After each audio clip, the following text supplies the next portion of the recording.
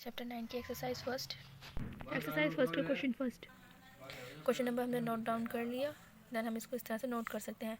Are को हम D to z and T को डी डैश टू जेड लिख सकते हैं, जैसे कि होता है। देन अब हम इसको इस तरह से जेड कॉमन ले सकते हैं। हम इसके ऑक्सिलरी इक्वेशन के लिए डी को एम और डी डैश को 1 पुट करते हैं। देन ऑक्सिलरी इक्वेशन इस तरह से आ जाती है और एम की वैल्यू पुट हो जाती है। देन यहाँ पर हमारे पास जेड है तो हम जेड की वैल्यू निकालेंगे। सिंस हमारे पास क्यूब 0 है, देन हमारे पास सी एफ ही इसकी वैल्यू हो जाएगी। देन सी एफ को निकालने का फॉर्मूला हम अपनी वीडियो में बता चुके हैं, आप वहाँ से देख सकते हैं। सिमिलरली क्वेश्चन नंबर 11 करते हैं। क्वेश्चन नंबर 11 हमने नोट डाउन कर लिया। देन हम इसको इस तरह से ब्रैकेट बना सकते हैं। अब इसकी ऑक्सिलरी इक्वेशन बनाने के लिए डी की जगह एम एंड डी डैश की जगह 1 पुट करते हैं। देन इसकी ऑक्सिलरी इक्वेशन इस तरह से आ जाती है। देन इसकी हेल्प से एम की वैल्यू आ जाती है, एम की वैल्यूज आती हैं। देन ये हमारे पास जेड के लिए सॉल्यूशन सी एफ के इक्वल हो जाएगा, क्योंकि यहाँ पर क्यूब हमारा 0 के इक्वल दिया है। Then z is equals to ये फंक्शन आ जाएगा। यहाँ पर ये हमारे पास रिपीट हो रहे हैं। देन रिपीट वाला फॉर्मूला लगाया है। एक्सरसाइज 2 की क्वेश्चन नंबर 4 करते हैं। इसमें सिर्फ 6 क्वेश्चन है, सभी एग्जिस्ट हो जाएंगे तो 4 कर ले। क्वेश्चन नंबर 4 हमने नोट डाउन कर लिया है। देन हम इसको इस तरह से लिख सकते हैं। ऑक्सिलरी इक्वेशन के लिए हम बता चुके हैं कि डी को एम और डी डैश को 1 पुट करते हैं और इक्वल पुट कर देते हैं इस फंक्शन को। देन ये हमारे पास ऑक्सिलरी इक्वेशन के थ्रू एम की वैल्यू आ जाती है। एम की वैल्यू आ गई, देन हम इसका सी एफ निकाल सकते हैं। सिंस यहाँ पर हमें क्यूब की वैल्यू दी है, देन जेड की वैल्यू कंप्लीट वैल्यू के लिए हमें इसका पी आई भी निकालना होगा।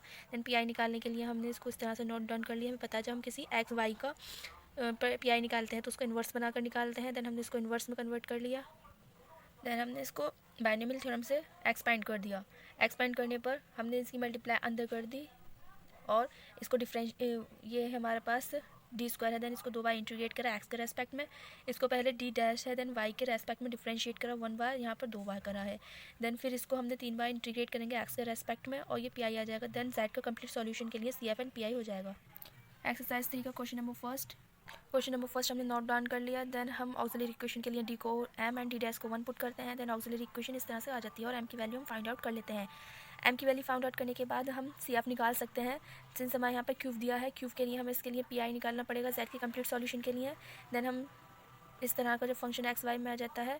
अब हम देखते हैं, हमने यहाँ पे फॉर्मूले थे। ये हमारा ए होता है एक्स का कोफिशिएंट एंड वाई का कोफिशिएंट बी होता है।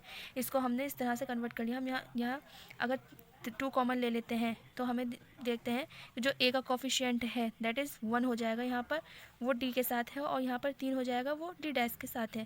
देन हमारे पास फॉर्मूला होता है कि अगर एफ ए बी 0 होता है और कोई फंक्शन इस तरह से आता है तो उसको हम इस तरह से पुट कर देते हैं और इसको सॉल्व कर लेते हैं। देन रिक्वायर्ड सॉल्यूशन के लिए z is to C F plus P I जाएगी। जैसे कि हम क्वेश्चन नंबर 2 में देख सकते हैं, यहाँ एक्स का कॉफिशिएंट 1 है एंड वाई का कॉफिशिएंट 1 है। अगर हम इन दोनों को यहाँ पुट कर देते हैं तो ये डज नॉट इक्वल्स टू 0 है। देन इसके लिए हम अप्लाई करते हैं कि वाई प्लस ये जो फंक्शन होता है इसको हम टी पुट कर लेते हैं। देन जितनी बार हमारे डेरिवेटिव होता है उसको इंटीग्रेट कर देते हैं। देन यहाँ पर इनकी पावर्स 2 हैं, देन हम इसको 2 बार इंटीग्रेट कर लेते हैं और इस तरह से आ जाता है। Question number 14। क्वेश्चन नंबर 14 हमने नोट डाउन कर लिया। इसकी ऑक्सिलरी इक्वेशन निकाली। इसकी ऑक्सिलरी इक्वेशन के थ्रू हमने एम की वैल्यू निकाल ली। एम की वैल्यू से हमने सी एफ निकाला। सिंस हमें यहाँ पर क्यूब दिया है, देन हमें इसे पी आई भी निकालना होगा। पी आई के लिए हमने इसको इस तरह से नोट कर लिया। हम देखते हैं इस टर्म के लिए अगर यहाँ पर हम D dash is equals to 2 and D is equals to 2 and D dash is equals to a put करते हैं तो ये 0 हो जाता है।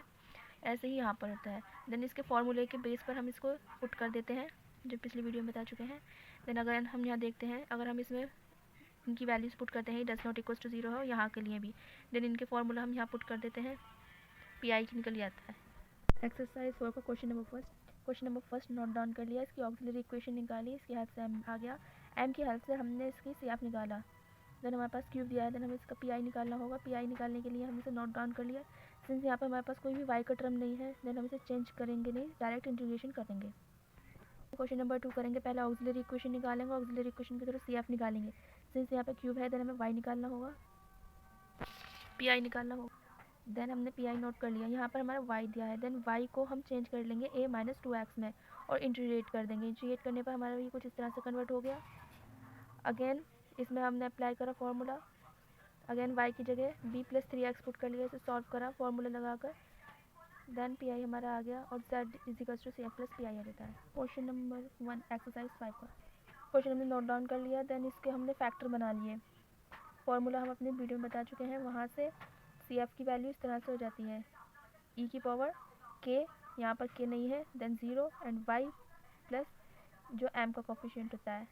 सिमिलरली इसमें हमारे इसमें के दिया है, के -1 है, देन के की जगह -1 आ गया, वाई और यहाँ पर m इजिकल्स टू -1 है, देन -1 आ गया। इसी तरह क्वेश्चन नंबर 2 कर सकते हैं। क्वेश्चन नंबर 7, इस तरह से हमने इसे नोट कर लिया। अब हमसे देखते हैं कि हमारा रिजॉल्व नहीं हो सकता लीनियर फैक्टर्स में डी और डी डैश के, देन इसका CF हम इस तरह से नोट कर सकते हैं। अब हम इसको जहाँ पर हमारा h और k की वैल्यूज़ निकालेंगे, यहाँ पर हम d² की जगह h के और d डैश की जगह k पुट करेंगे और हमारे पास ये रिलेशन आ जाएगा। इसकी वैल्यू हम यहाँ पुट कर देंगे, CF निकल आएगा।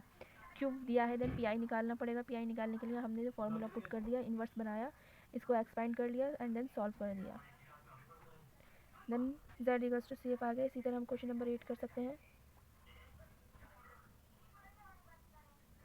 Question number first exercise 6, question number note down कर लिया। इसमें हम x की जगह e की पावर x एंड y की जगह e की पावर y पुट करते हैं, देन x और y की वैल्यू इस तरह से आ जाती है और इन टर्म्स को हम dz d डैश और इस तरह से कन्वर्ट करते हैं।